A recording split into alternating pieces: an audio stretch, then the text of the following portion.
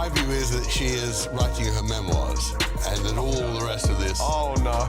Well, it's a huge money spinner. And all this, what we've seen this last week, is absolute media manipulation of the most extraordinary kind. It's not often you see a famous person's good name fall apart right in front of everyone's eyes, but that's exactly what's happening to Prince Harry right now.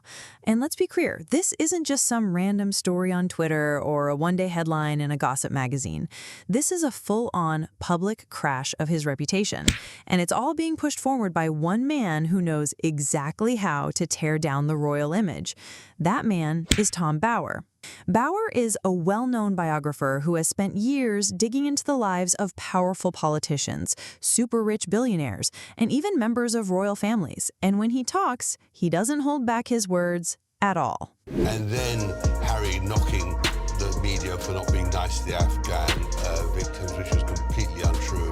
Harry's outrageous entry to the St. George's Chapel just when the Cambridges were doing their service.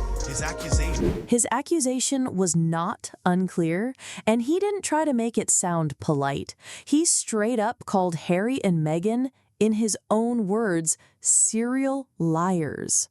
He said they changed the truth to benefit themselves, twist stories to fit what they want, and believe people will forget things too quickly to catch on. For anyone who has been keeping up with the whole Sussex drama, this wasn't totally surprising. But what happened after Bower's words turned the situation from just a small hit to their image into a huge, damaging problem that everyone could see. Tonight, this was really ridiculous. There was Harry doing really good stuff in the Victor's Games, but playing on these poor victims of war to somehow promote himself in Düsseldorf, which was absolutely, I thought, pretty nauseating. And for her... To figure out what's just gossip and what's actually on record, and to see why Harry's choice to avoid talking about it directly is only making the drama blow up even more. Bower's reputation in the UK media world is nothing to take lightly. He's not some random person posting on Twitter, and he's not a YouTube conspiracy guy.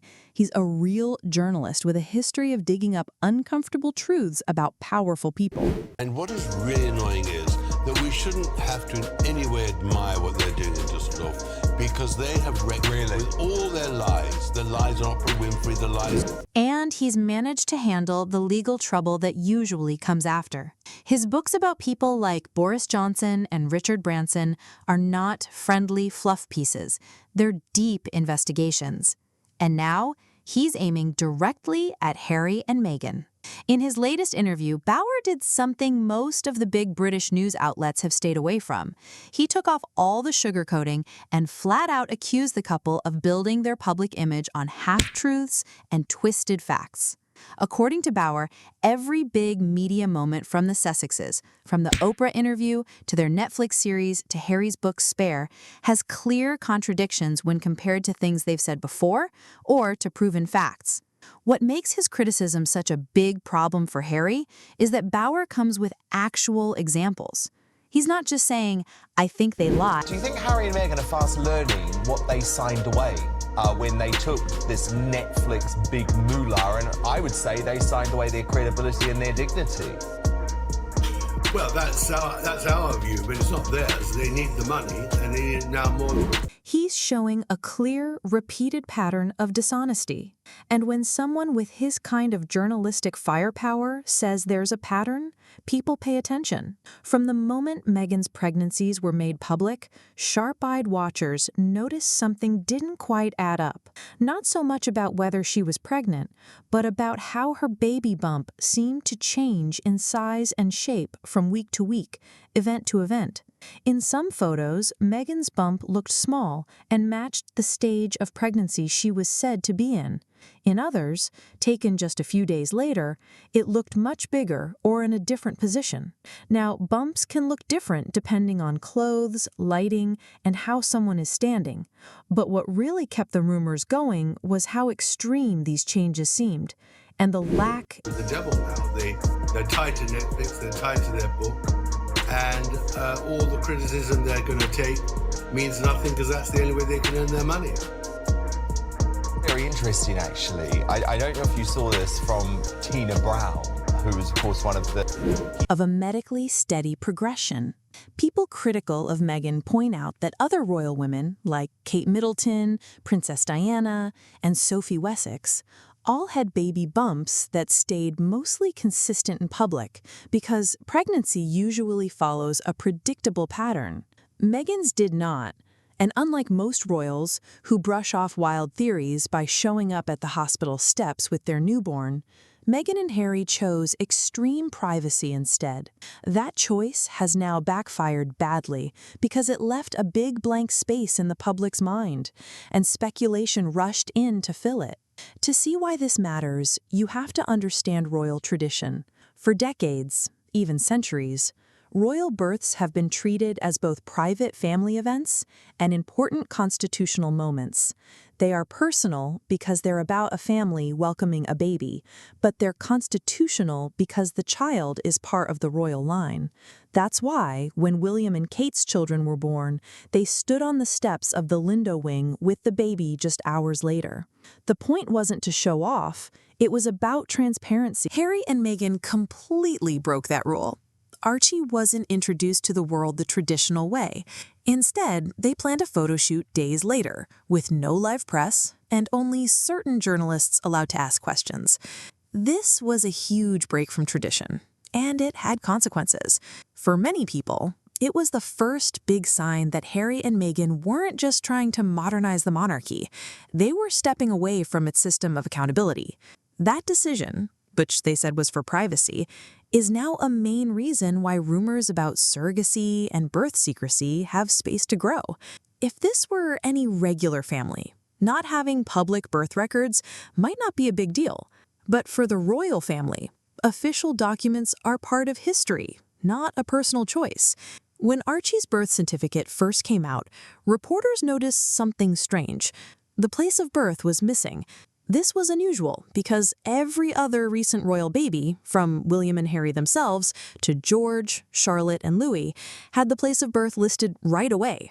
Weeks later, an updated certificate appeared, naming the Portland Hospital in London. The palace said it was just a paperwork fix, but for royal watchers and experts, it raised serious questions. Why leave it out in the first place? Why take weeks to change it? And why, if privacy was the point, make the change at all? These are not just small curiosities. When it comes to the line of succession, details like this matter. If a baby is born abroad or through surrogacy, different rules can apply. This unexplained change is still one of the clearest red flags in the whole story. That's where the controversy moved from official documents to photographs. Every public picture of Archie and Lilibet released by Harry and Meghan has been very tightly controlled, usually taken by photographers they trust, and sometimes released months after the moment they supposedly show. In today's world of ultra-high-quality photos, this has led people to study them in extreme detail. Some photography experts, with decades of experience, have claimed that certain official Sussex baby photos show signs of digital editing. They point to strange lighting differences, perspective issues, and layering marks, the kind of clues that suggest parts of the image were pieced together instead of being taken in one shot. The Sussexes have never confirmed or denied any editing beyond normal touch-ups. But critics argue that when people already don't trust you, even the smallest sign of photo manipulation, especially with children whose very existence is being questioned by some, is a huge mistake. Fair or not, the impression this gives is that Harry and Meghan are hiding something. And in politics, the media, and the royal family, that impression can be more damaging than actual proof.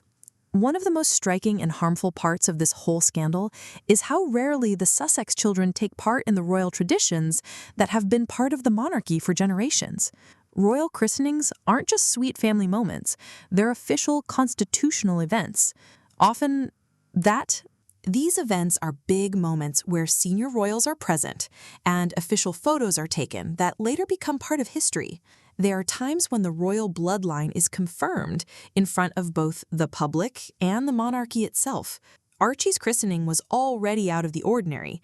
It was private, had very few guests, and only a couple of carefully staged photos were shared afterward. But Lilibet's christening was even more unusual. It reportedly happened in California, not the UK, and without any of the traditional royal ceremony. Supporters say this was simply Harry and Meghan using their freedom from the royal family. But critics, who are getting louder, argue that avoiding these public events is not about freedom, it is about hiding something. If the children were born through surrogacy, or if there is any doubt about whether they are biologically connected to Harry and Meghan, then skipping these traditions could look less like a personal choice and more like a plan to avoid questions. In the UK, if a child is born through surrogacy, the woman who physically gives birth is the legal mother at first, no matter whose genes are involved. Legal parenthood can only be transferred through a parental order, which requires certain disclosures. In very public cases, like with royals, it could even have consequences for the royal line of succession. If Meghan had used a surrogate for either Archie or Lilibet, royal rules and likely constitutional duty would require some level of disclosure. This is not just about gossip. It is about the legitimacy of the line of succession and the honesty of the constitutional monarchy. Critics say that if the Sussexes hid the use of a surrogate, it would not just be a PR disaster. It would break the transparency that the monarchy's legal position relies on. For people who want to get rid of the monarchy, this kind of chaos would be welcome. But for the royal family, it would be a scandal like nothing before. Now, calls for an independent DNA test have moved beyond small internet forums and into mainstream debate. Petitions online are collecting tens of thousands of signatures. Well-known commentators with millions of followers have publicly challenged Harry to prove the children's biological connection to both him and Meghan. One respected royal historian even said, if Harry wants to end the speculation, the answer is simple. A DNA test by an independent and trusted source could end this debate in one afternoon. So far, Harry's answer to these calls has been silence, or worse, deflection. In past interviews, when faced with criticism or controversy, he has often accused people of racism or of invading his privacy. But this time, the criticism is not about personality or politics. It is about a fact that can be proven, and the public knows